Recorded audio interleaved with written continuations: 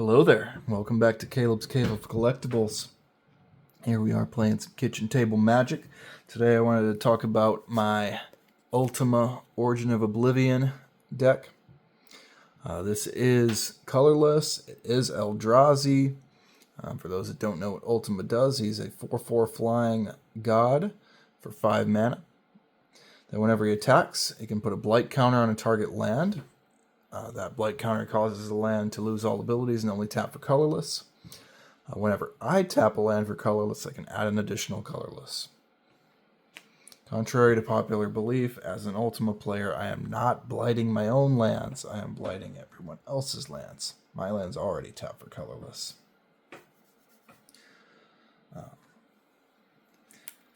My deck text, I like to separate the cards into different piles.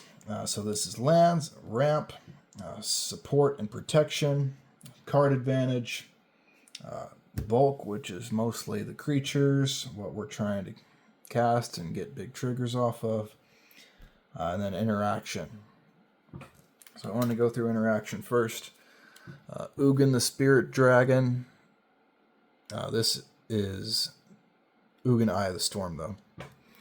So it's in Japanese, but it says whenever you cast this spell, exile something that's one or more colors. And whenever you cast a colorless spell, you can also exile a non-land permanent that's one or more colors.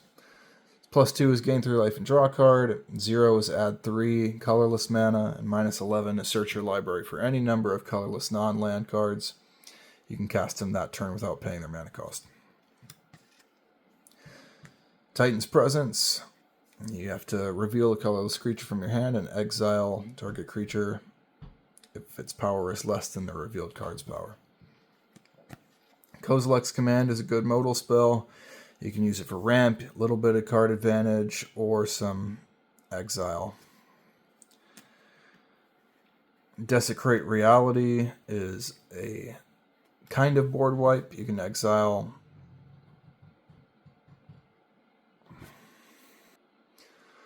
up to 1 target permanent that those players control if it's got an even mana value for each opponent. So you can also bring something back if you spend colorless mana, and obviously we're spending colorless mana on this. Rise of the Eldrazi could be a game ender if you can get this off. Destroy a target permanent, draw 4 cards, take an extra turn. Null Elemental Blast, the colorless counterspell that counters multicoloreds. Selective Obliteration is another board wipe. All is Dust, the most famous colorless board wipe. Sacrifice. Another not of this world colorless counterspell.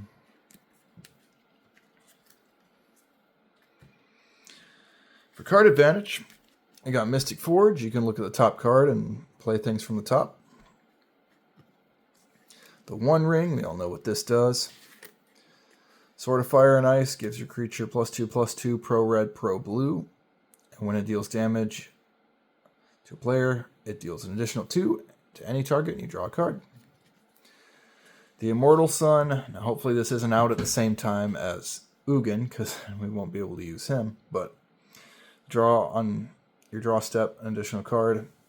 I suppose you cast cost 1 less, and you get +1/+1. Sculpting Steel, you can have it enter as a copy of any artifact. Howling Mine, each player draws an additional card on the draw step if it's untapped. Mirror Works, whenever an artifact enters, you can pay 2 and copy of it. Vanquisher's Banner, choosing Eldrazi. Anytime you cast the Eldrazi spell, draw a card.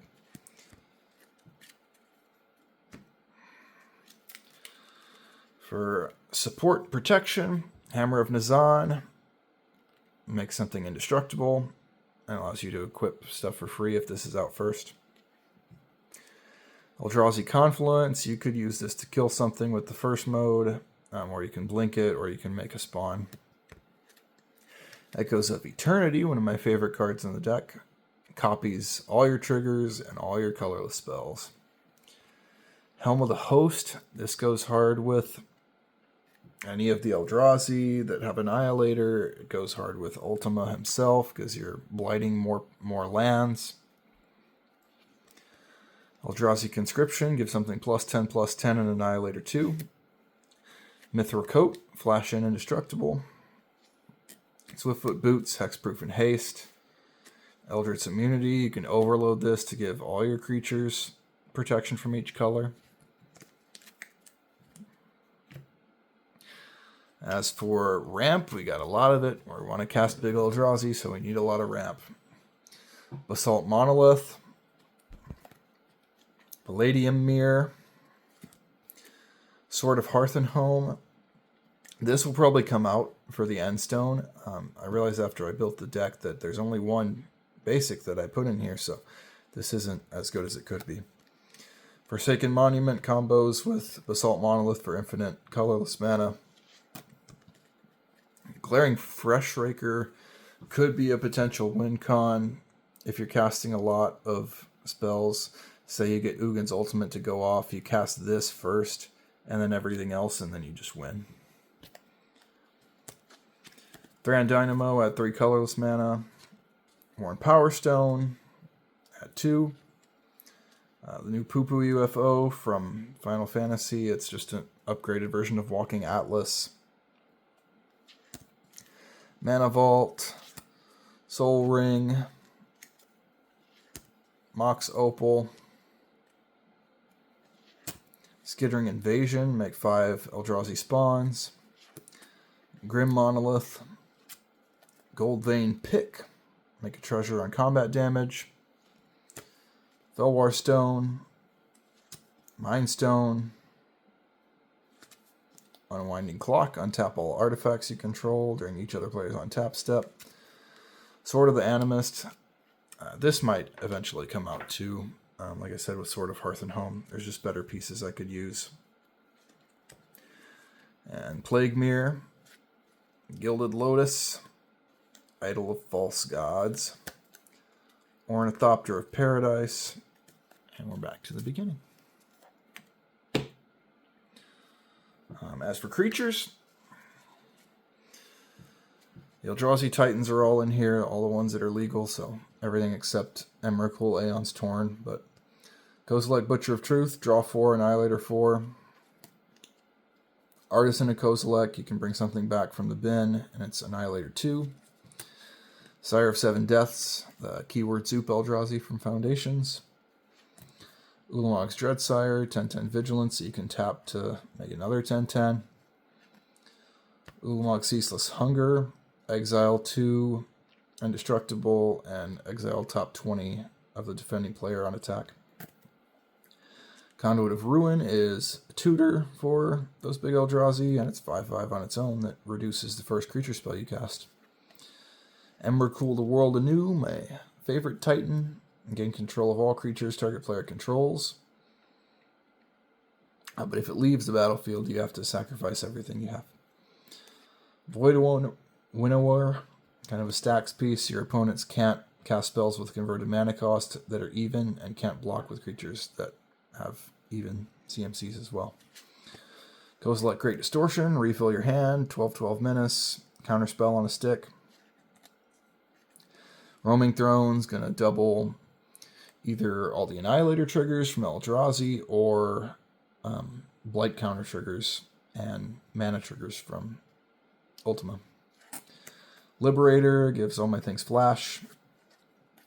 Kozilek Broken Reality. Colorless creatures I control get +3/+2 and card draw. Zulodot Void Gorger gives everything Cascade if it's mana value 7 or greater. Ulamog the Defiler, maybe the strongest Titan in the deck. Target opponent exiles half their library, rounded up. Annihilator X, where X is the highest mana value among cards in exile. Emrakul Promised End, steal somebody's turn. Ulamog Infinite Gyre, destroy a permanent, Annihilator 4. And we're back to the beginning.